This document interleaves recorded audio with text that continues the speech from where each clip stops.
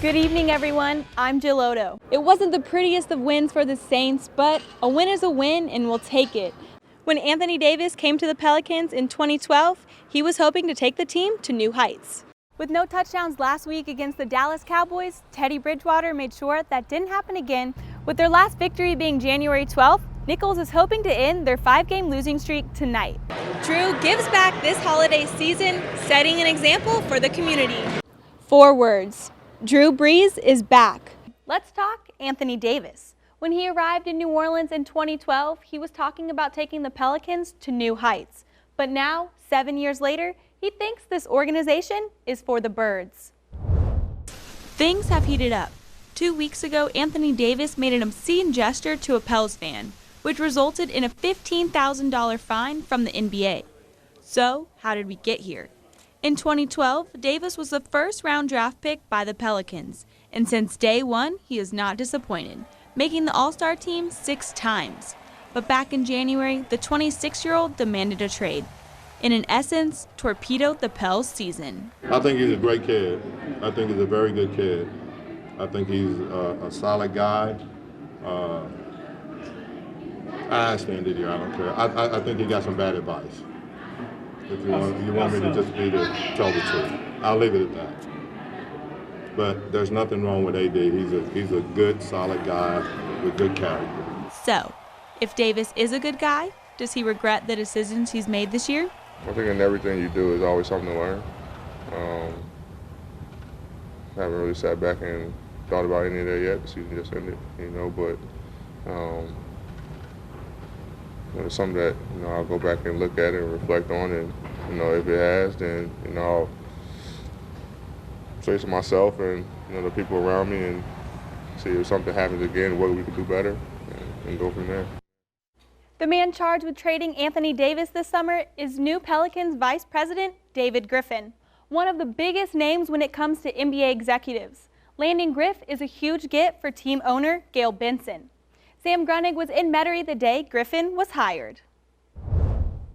From Gail Benson's basketball team to her football team, the Saints season ended in truly heartbreaking fashion on the NOLA no call.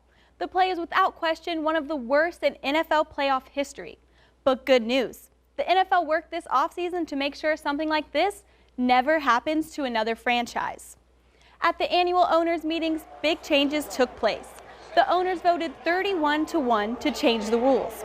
Offensive pass interference and defensive pass interference are now subject to coaches' challenges, both on calls and non-calls. Head coach Sean Payton was instrumental in getting the owners to make these changes.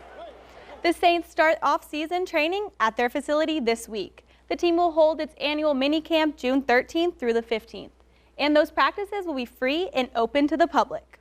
That's a look at sports. I'm Jill Oddo. After several years struggling, the Green Wave got back on track in 2018 with a bowl win. In 2019, expectations are high. A big part of it is, a lot of these guys this will be their 4th season coming into how we're doing things as a football program, and they got confidence in what we're doing. Also helping Tulane take a big step toward their championship goal, new offensive coordinator Will Hall, who the Wave stole from their rival, the University of Memphis. We're trying to incorporate some of the option. That's part of my past. My dad won over 300 games running the option, so I certainly understand that part of the game, and that's the way I grew up. And so we're incorporating that with a pro-style power spread, up-tempo scheme, and it's been a whole lot of fun. I think the kids would tell you it's been fun. I know I'm having fun. But all eyes are on senior quarterback Justin McMillan, who arrived on campus last August. McMillan is a transfer from LSU, and as soon as he took over as a starter last year, he led the Green Wave to a 5-1 record, including a win in the Cure Bowl. Well, obviously, he's supremely talented. I think anybody that's ever met him and knows the skill set he has is really high. The thing with him is understanding the impact he has with everybody around him. When you're the quarterback, everything you do every day, you're impacting others more so than everybody else on the team. Justin's a gym rat. He loves football, and he's up there all the time. And Coach Hall is a big-time gym rat, too. And I really think he's got a good understanding of what we're doing. But it was only 15 practices. We're going to have 27 before our first ball game. And then there's a whole lot of work we can get done in the summer, too. So he's going to even have better control and knowledge of the offense here in a few months. The Green Wave will open their season at home against FIU August 29th.